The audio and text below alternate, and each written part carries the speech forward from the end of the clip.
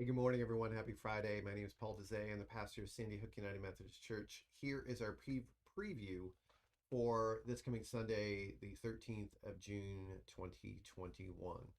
So we are continuing the sermon series, When God Doesn't Make Sense. We're wrestling with where is God in the midst of tragedy, abuse, and evil. And so we're looking at things from a different perspective. And I'm introducing maybe something that's new, maybe something that's not new, and you've thought this way for a while, but it's a different way of viewing the problem of evil and where God is in the midst of all the craziness in our world. And so last week we started the series with this truth that God cannot prevent evil single-handedly. That God cannot, God can't. That's something he can't do in his gift of free will and his desire to love and not control, which is the aspect of his love, is an uncontrolling love. He gives us this freedom.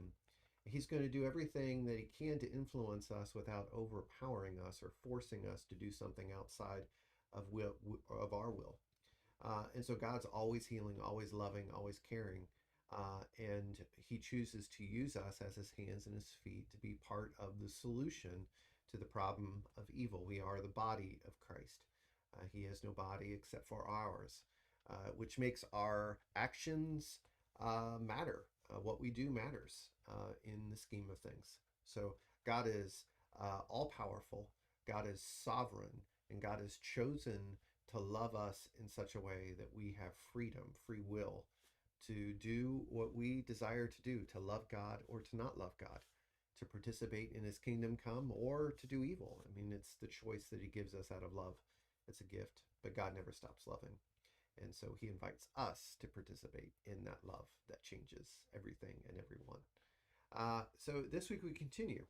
And this week, the second part of this series is called God Feels Our Pain.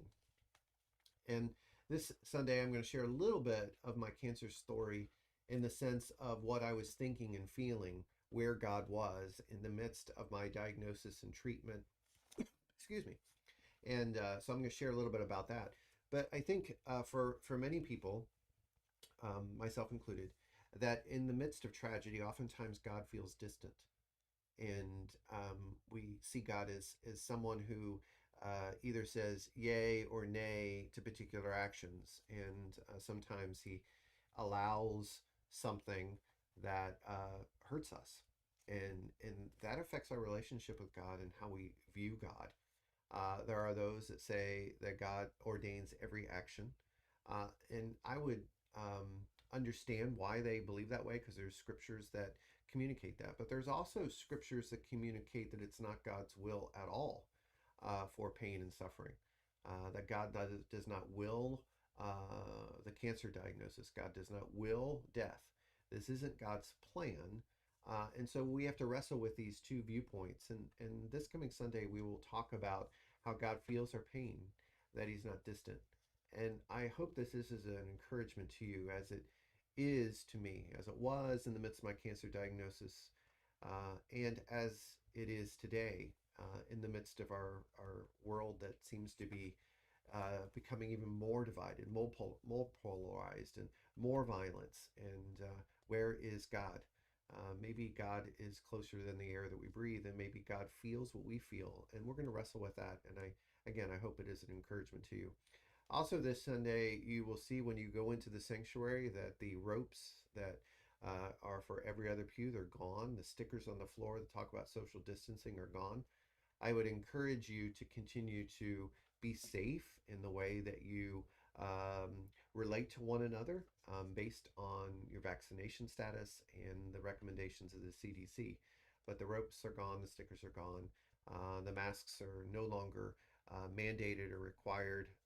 We just ask that everyone follow the CDC guidelines. And also, if you feel that you need to wear a mask, please do so. No one will judge you. No one will, because there's a lot of vulnerable people in our congregation. And so we want to encourage everyone to be safe. And if you would rather stay home and watch the services online, worship online, we encourage you also to make that choice. Um, This particular background is a reminder of sometimes we feel alone. And so I put that on there for the series, but also for you. You might feel alone, but today just want to encourage you, you're not alone. You have a pastor who loves you. You have a church that loves you. And also you have a God who's with you. So grace and peace. Have a great weekend, everyone. I will see you on Sunday.